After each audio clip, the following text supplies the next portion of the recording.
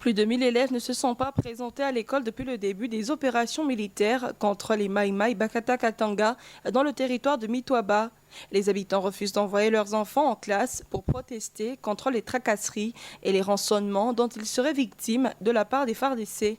Le sous-directeur de l'EPST Mitoaba, Romuald Mouyaba, s'inquiète du risque de perdition scolaire si la situation perdure. Les élèves, eux, n'ont pas pu passer les épreuves du premier semestre et risquent de perdre l'année scolaire, craint-il.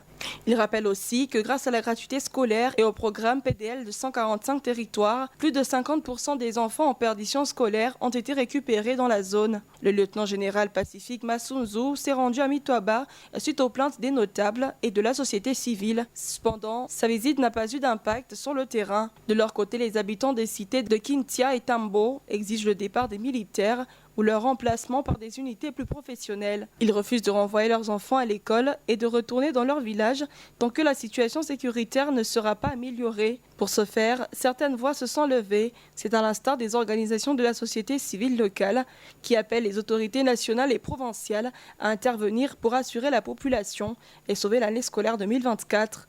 Pour elles, des campagnes civilo-militaires sont nécessaires pour créer un environnement apaisé et de confiance entre les FARDC et la population.